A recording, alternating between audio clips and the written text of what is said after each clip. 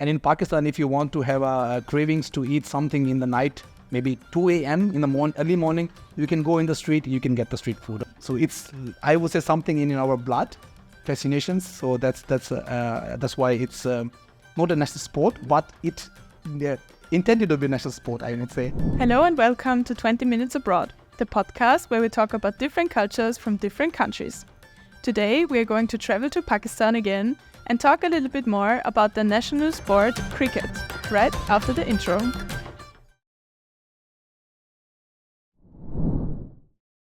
My guest today is Nouman. Thank you. Thank you for being here today. Welcome to the podcast. The first question I have for you today is, what is something unique about your culture? Oh, well, it's a very good question. I mean, Pakistan has a very vast, the diversity in the culture. We start with the, I would say, food, festival, hospitality, especially when it comes to the culture in Pakistani people, that they're very warm welcoming the foreigner guest. So it's a very unique thing which makes us different in terms of culture. Yeah. Yeah, that sounds really cool. And the second question, you can pick yourself. So we printed out some tickets and just choose one that you like. Okay, the first one. Okay. And there's a number on it. What number? Yes, 18. Thank you. Number 18 is, how is New Year's Eve celebrated in your home country? Oh, well, that's, I would say this is something more coming from the Western countries, culture-wise, but with the passage of more and more time coming in this new generations in the new time, people love to go outside, like they go to the music events and they celebrate. Some people also go to the restaurant to eat a good food, start the new year with a lot of food, spicy. And many people also just go for some small kind of fire arts, music concerts, and people really like to go this. And also, when it's talk about the English calendar, right? I mean, of course, in Pakistan, we also have a Islamic calendar, which we also assume that this is our the first day of the year. But normally, I mean, we, of course, in terms of the daily business, we stay with the our English calendar, and we start the new year very happily. People going to eat something, a lot of there's parties and friends meeting around and some fireworks and all that. So yeah, that's a good one. So it's also really social. It is social, yes, and it's also bring people together, connectivity. Also, for the moment, they forget what's happening around and come out of their worries or difficult times. They go out, sit together, just enjoying and having a good time. So they really like it. Yes, they celebrate it. Yes. Thank you. And then with that, let's get into our first topic area where we focus a little bit on sports and the lifestyle. Yes. So the cultural diversity in Pakistan is quite big, also due to its long history of colonization and immigration. Yes. And how would you say do those two factors shape the everyday life in Pakistan today? Yeah, I mean, I would say starting back then in early 90s, maybe you already know that Pakistan had been under the colonization of the British area, Indo-Pakistan, before 1947. And when it comes to the colonization, we also adopt some Western values. Even is today, when we talk about some in urban areas, people really like to go for the English breakfast. They really go for the Western clothing, Western music, Western arts also. So it also carries as of today in our times. But in the parallel, we also have our own traditional values. So when it comes to food, it comes to languages, it comes to, I would say, also, for example, the festivals, especially. So it also, it has really played a very significant role when it comes to the colonization topic. But for the immigration also, it happens that since the Second World War, after this 1945, it was a really good chance for the British colonization that they wanted where they have the impact colonized. They want these countries, and of course they were ruling on Indo-Pak continent for the years, and they decided at that time that's a good chance for the people to decide their own freedom, to decide their own lifestyle, the way they want to live basically. And then our leaders, they come up in the front line, and Mr. Jinnah, for example, they came in the front line. They basically fought for a separate country based on the religion demands. Basically, it was. And that was the reason that in the 1947, Pakistan really got independent from the India, basically. So after 47, we are really now two separate countries. But it has, along the way, it has very changed the life of people of Pakistan. And I mean, back then, 76 years, when we take a look today, and it's way better than, of course, in the past. People have freedom of speech. They can live as they want. So it was a really great move by our leaders at that time, after the World War II, that we got independence. And the people came, and literally it happens that the people from the India, they really migrated to the Pakistan. It was a huge, let's say, immigrants wave at that point in time. And now we get the generations and generations. I guess I'm the fourth generation in Pakistan at the moment, yes. Okay, nice. So it was quite an improvement then. It is, yes, it is. I mean, of course, it will still take time, I would say, but it's still quite an improvement, yes. That is very interesting to learn a bit more about the background. So then you told us beforehand that you have a special interest in cricket, which is the national sport. And where does your fascination with that come from? First thing, let me clarify it, that this is not a national sport, okay. but it pretends to be a national sport. Okay. Our national sports is basically field hockey. But when it comes to the cricket, my fascination basically came from Imran Khan. He's one of the legendary producers by ever in Pakistan. So I have been grown up by watching his career, his game, and even as we talk today in the modern day cricket, Pakistan, I would say, has produced many legendary in the cricket, which is becoming a role models for the young generation in the Pakistan. So it's, I would say, something in our blood, fascinations. So that's why it's not a national sport, but it intended to be a national sport, I would say. So you told us that it's not really the national sport, but it could potentially. Yes, yeah. And is it then something parents motivate their children to do? Like, for example, like other countries put their children in football practice or something. Is it like common to do that? The way you grow up in the schools, in the education area, you also get automatically a sense of playing cricket. So it's very common in our schools, and it's also part of the sports activities. Basically, it's scheduled in your education activities. So it is part, but it is not necessary that the younger guys, like in the kindergarten or somebody like 5 years old, has to go in the club and play. No, it's a sense, it's a feeling. It comes with the passage of time. The more you watch, when you see that the nations play together, and everybody's watching cricket, the younger generations also automatically get attractive. Okay, I also need to do this. So yes, it's basically part of our educational activities, I guess. And would you also say that it's part of the social life, like where people come together and play? So yes, when it comes to watching sports, people sit together, they come and socialize, and it's one of the also greatest, I would say, activity, and that people like to do it together and watch together. Especially, as a foreigner now in Austria, as a Pakistani, I also still love to watch cricket, and not only myself, but I go to my friends and we sit together and watch it together. So you take the tradition here. Exactly. Oh, that's really nice. Yes, thank you. So I think the question kind of answers itself, but since you're so into cricket, do you play yourself? Oh, well, yes, I have been playing. When, as I mentioned, in my school times, I started, maybe from the 6th or 7th grade of my school career. I started playing cricket, and until my college life, and also sometime very on and off time when I was in the university, I also love watching cricket, especially when it comes to, again, Pakistan versus India game. I love to watch, definitely. For sure. Yes. That sounds really fun. Yeah, but I think it's a great way. It sounds really fun to have that one thing everyone kind of bonds over and exactly spends time with the family and friends. That's cool. That's really great. And we also talked beforehand a little bit about the weather in Pakistan.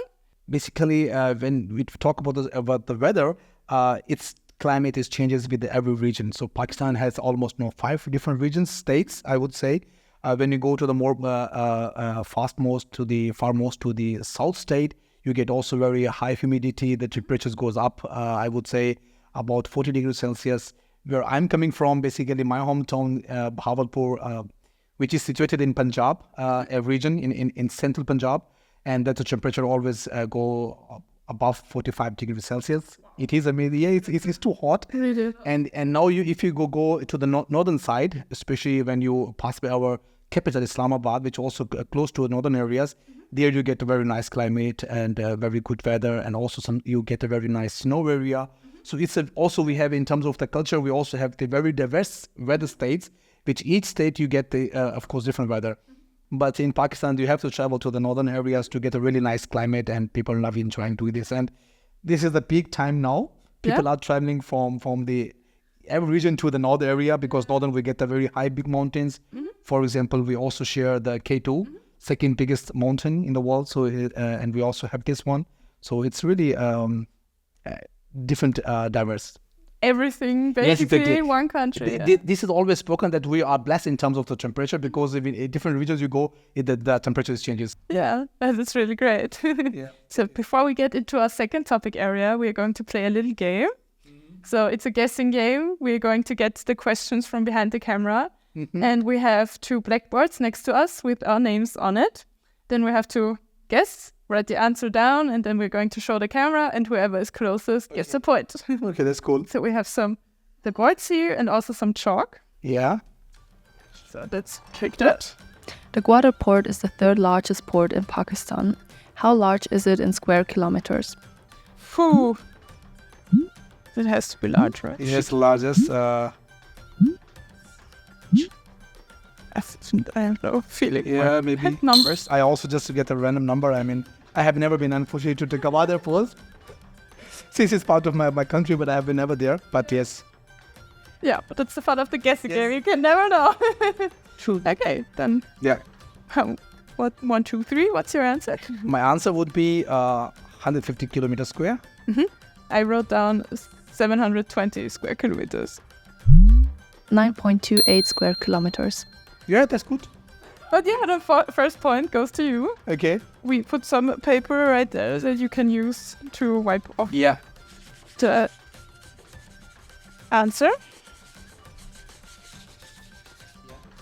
Pakistanis have the 6th largest diaspora in the world. What is the total population of Pakistani people living abroad?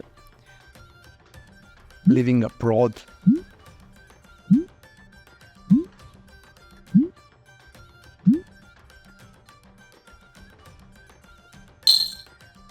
What's your guess? I start with with my answer. Yes. 7.5 million. Is it just a rough guess? Okay. I'm guessing 2 million. 9.956 million. Wow, so you're really close, actually. It is. Yeah. So second. So it was my guess was almost close. That was really close. Yeah. So 7.5 million. Yeah. Let's do the third question just for fun. I mean, I'm by the way not good in the numbers, but I'm just guessing it. But it was a really, really good guess. How quick was the fastest ball ever thrown in cricket?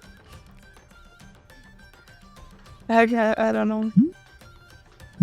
I have to show my cricket skills. How fast can balls get? I don't know. So I can say first, it was by Shoaib Akhtar, 161.3 kilometer per hour. Wow. My guess was 30. That's I said I have to show my cricket skills now. This is the right number, right? Wow. 161.3 kilometer per hour. It was the fastest, not in Pakistan, but in the it's still the world record by Shoaib Akhtar. Great. And that's why since he's belonged from Rawalpindi, very close to Islamabad, and that's why his name is called Pindi Express. He's such a fast guy. That's great. Oh my god, I love that. So it was a good guess. You totally, completely won the game. Thank you. Absolutely deserve our little prize that we have. That's cool. So, thank you. So we have some chocolates for you. Thank you very much. I hope you liked it. Thank you. Thank you very much. I mean, I like it, yes, for sure.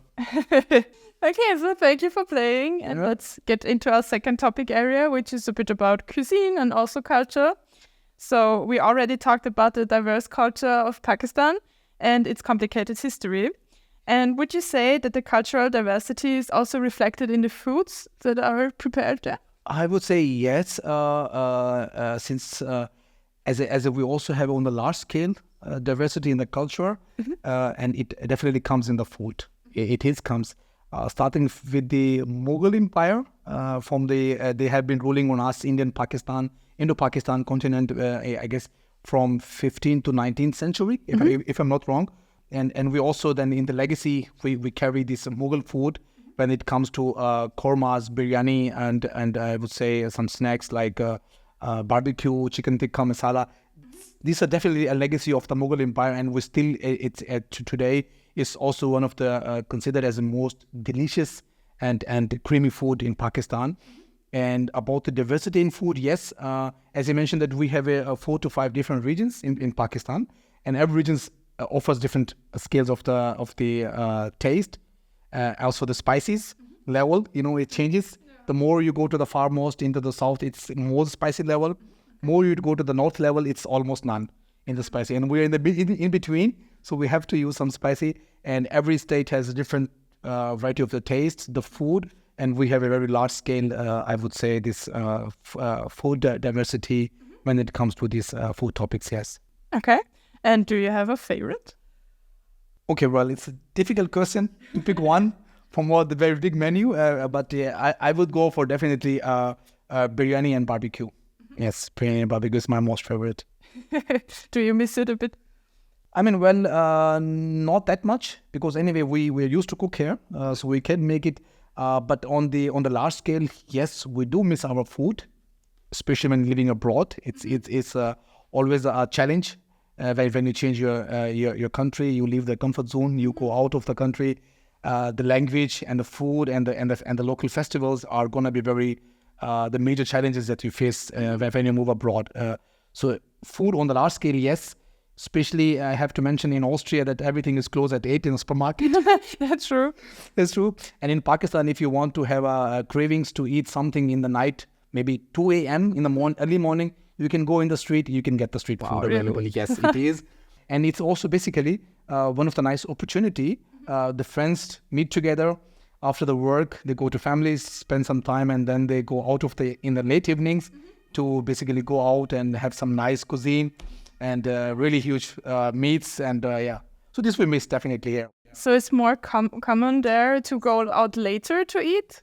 Not that much, but when you have a special occasion, for example, tomorrow, if I have a weekend, I will definitely call my 4 or 5 friends that let's plan, and today we're going to spend the night outside, and you spend watching a movie or watching sports, and after that you're going to eat something for sure. So it's very easy, and until early morning you get whatever you want to eat. This is something I miss. The very first thing I learned in my Austria that the times are here limited in terms of also the shopping. We cannot go on Sunday. And Sunday is a shopping in Pakistan. Oh, so, wow. So it's really the complete difference. It is, yeah. So this was a huge difference for us. Yeah. And I mean, of course, nowadays, we are definitely adopted to this culture in Austria. We have to plan our groceries, shopping, everything before Saturday, everything definitely. But definitely it takes time to change your mind and hobbies. And very difficult for your body to accept that, yes, I have to suddenly change. The next week I was in Pakistan, and then next week I'm in Austria. Okay, the things are changing. Okay, different. It's a difference. Yeah, it's a difference. Yeah. So was that the biggest struggle for you when you came here, or was there something else? What would you say were the biggest challenges to move to a new country? Yes, I was to moving a new country. The first challenge everybody face as a language barrier, especially when you're not moving to English-speaking country. But apart from that, I also see that people, especially me, I face a challenge, huge taxes, in terms of taxations. Austria is not a friendly country. I was sorry, I have to mention it. But definitely then the language and the food, and what's also the most, I would say, what is also the challenge, celebrating your local festives, because Pakistan also offers over the year plenty of the different festival. Local people meet together, they celebrate, they eat together, and this is something we really miss here. And every festival offers different special clothing. So we, let's say, do not celebrate here. So yeah, we miss it. And this is one of the challenges we face when we go out of the country. Yeah, I can imagine. This is a pretty different environment. And It is, yeah. I mean, it is. But as I said earlier, that the longer you stay in another country, your mind acceptance, more become easier. Then you accept the values from the other country, and then you only celebrate when you go Pakistan, the activities. So that's why whenever I plan my trip to Pakistan, we have a huge list. Okay, what I gonna eat, where I gonna play, like where I list. exactly everything. Yeah. So because we know that we are going only for 4 weeks, and it's going to be challenging for us. So we have to bucket list and what we're going to do there. Yeah. It's almost stressful to tick off all the plans. It's even stressed to go to Pakistan, I would say. Okay.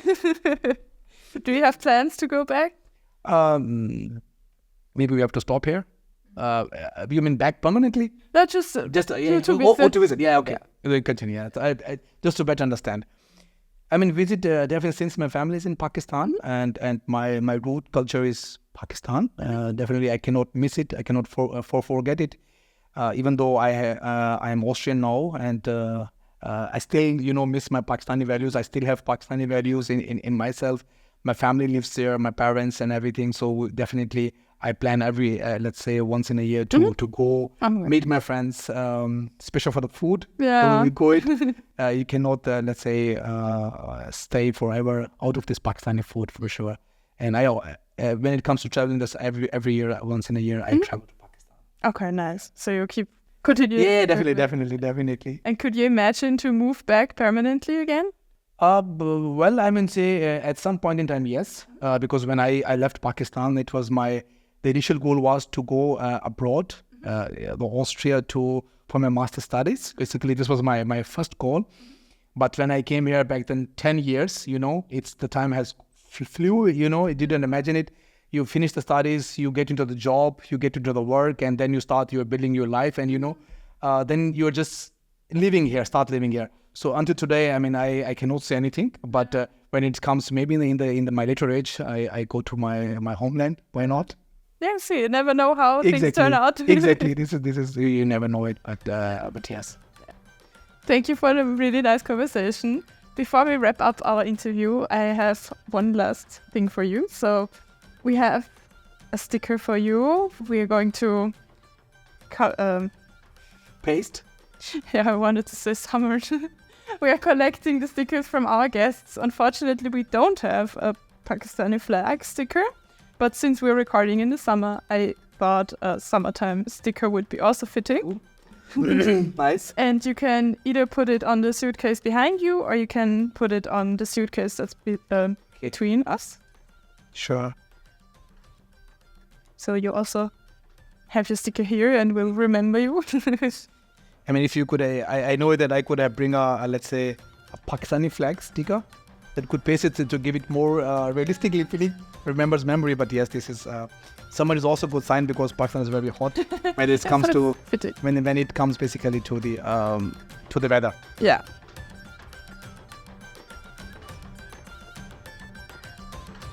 Nice. Thank you. So thank you for being here. It was really nice to talk to you. And also thank you to our listeners. If you enjoyed this episode, be sure to leave a like and a comment if you have something to say. And be sure to subscribe to our channel on YouTube, Spotify and Apple Music and stay tuned for more episodes like this.